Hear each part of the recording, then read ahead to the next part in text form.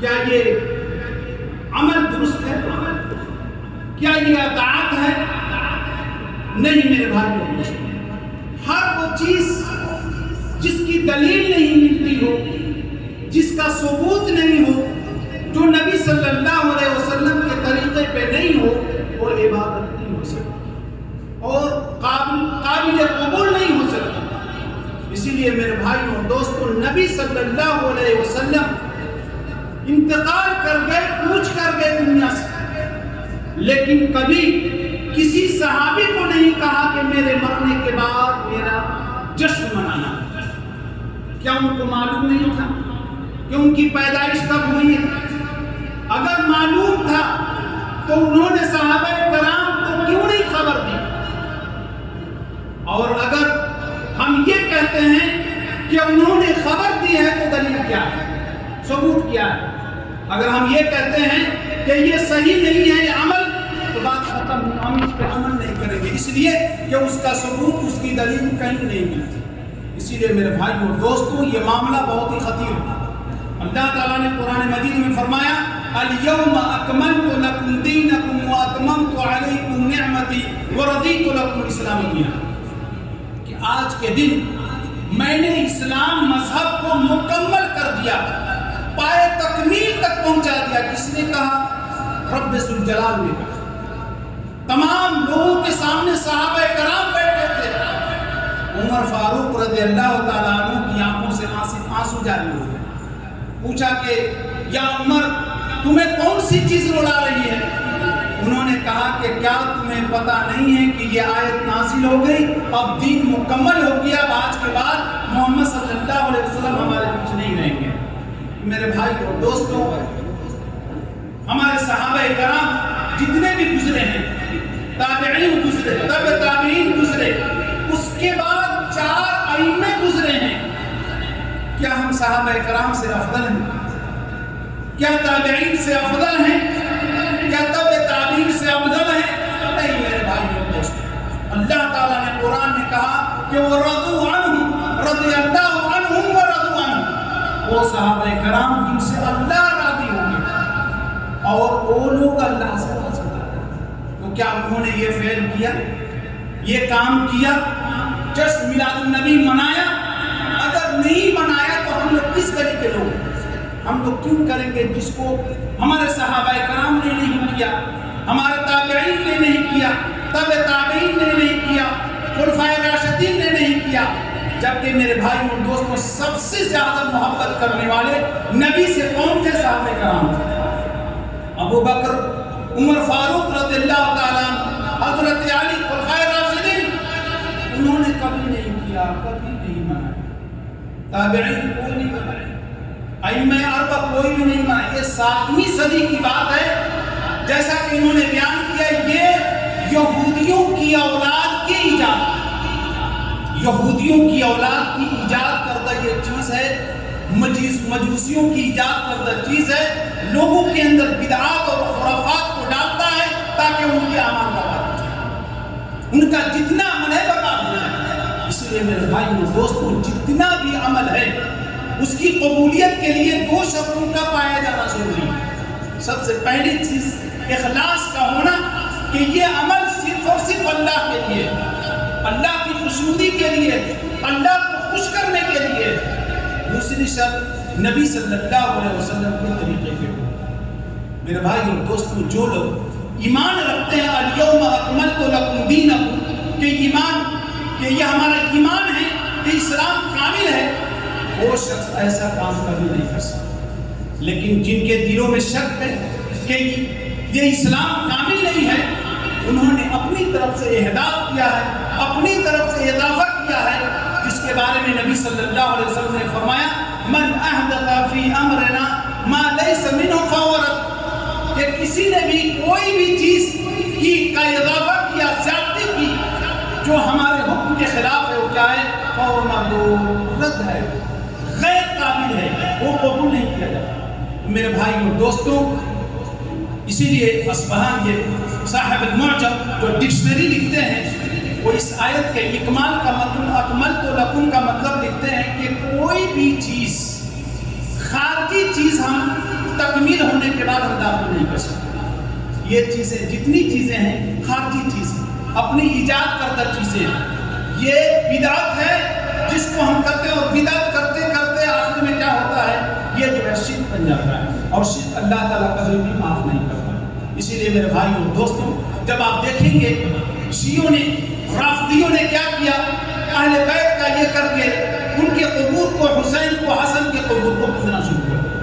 جب پوچھا جاتا ہے کیوں پوچھتے ہو تم میں اور مجوسیوں میں کیا فرق ہے یا تم میں غیر مشرکین مکہ میں کیا فرق ہے؟ نہیں، میں یہ وسیلہ ہے، میں ان کو اس لیے سجدہ کرتا ہوں کہ اللہ کے پاس ہمیں تو یقربنا الی اللہ زلفیٰ کہ یہ اللہ کے نزدیک کر دے گا.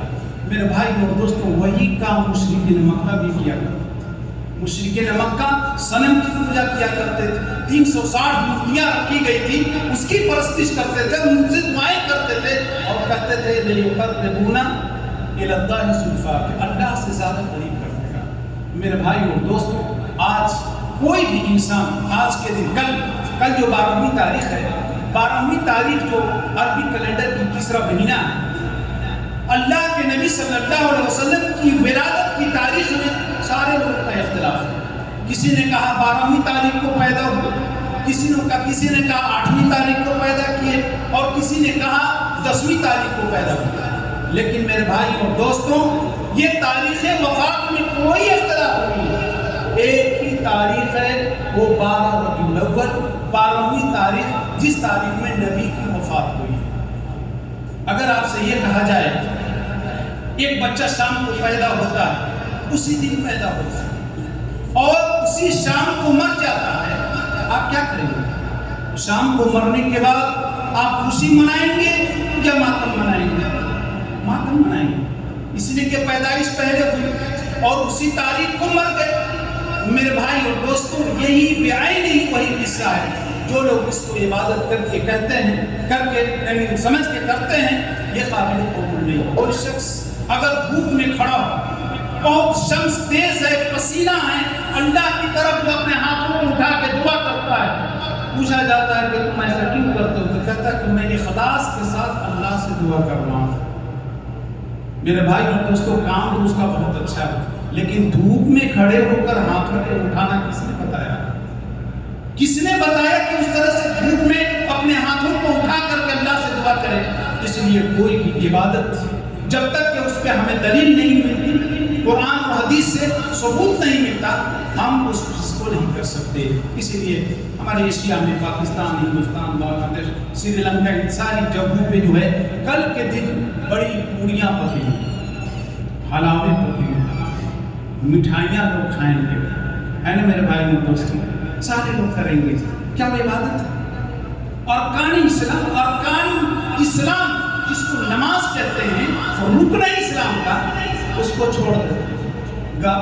11 دار کوئی نماز نہیں، 10ویں تاریخ کو کوئی نماز نہیں، 12ویں تاریخ کو ماشاءاللہ جشن منا رہے ہیں، لوگوں کو کھانا کھلا رہے ہیں، لوگوں کو جو ہے بڑے گلے مل رہے ہیں، محبت کا اظہار کر رہے ہیں. میرے بھائی اور دوستوں محبت کا مطلب یہ ہوتا ہے کہ نبی صلی اللہ علیہ وسلم کے قول اور فعل میں یہ محبت ہے. یہ نہیں کہ پکوان پکا کر کھا رہے ہیں محبت ہے. ارے محبت ان لوگوں کی تھی جب مدینے میں نبی صلی اللہ علیہ وسلم نے کہا کہ اے صحابی اعلان کر دو مدینے کی گلیوں میں کہ آج کے بعد شراب حرام ہے اور گھریلو گدھے کے گوشت حرام ہے. سننا تھا لوگوں، کان میں آواز پہنچنی تھی کہ لوگوں نے اپنے مٹکے کو اڑیل دیا راستوں پہ. مرری کہتے ہیں کہ گلیوں پہ جب نظر ڈالا جاتا تھا مدینے کی گلیوں میں تو لگتا تھا کہ شراب کی وجہ سے جو ہے وہ کیا سیلاب آ گیا. اس قدر لوگ شراب پیتے تھے، تمام مٹکوں کو پھوڑ ڈالا، یہ سیلاب کی طرف بہنے لگے. گوشت گھریلو گدھے کا لوگ جو ہے اپنے ہاڑیوں کو باہر پھینک ڈالے.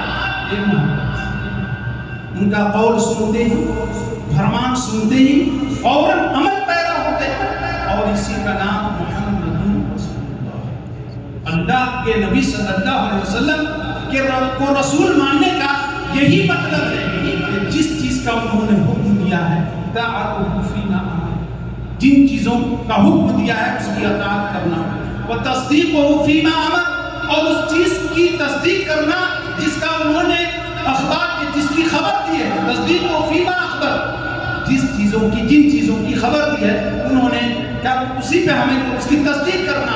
میرے بھائی اور دوستوں، کیا جن چیزوں کا انہوں نے حکم دیا ہم کرتے ہیں؟ نہیں، لیکن ہم کیا کہتے ہیں؟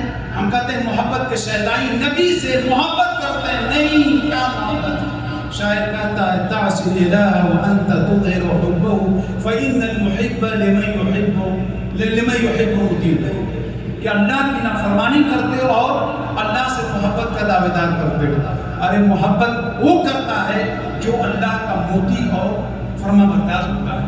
میرے بھائی اور دوستوں، اللہ تعالیٰ سے ہم دعا کرتے ہیں کہ اللہ تعالیٰ ہمیں بدعات اور خرافات سے دور رکھے۔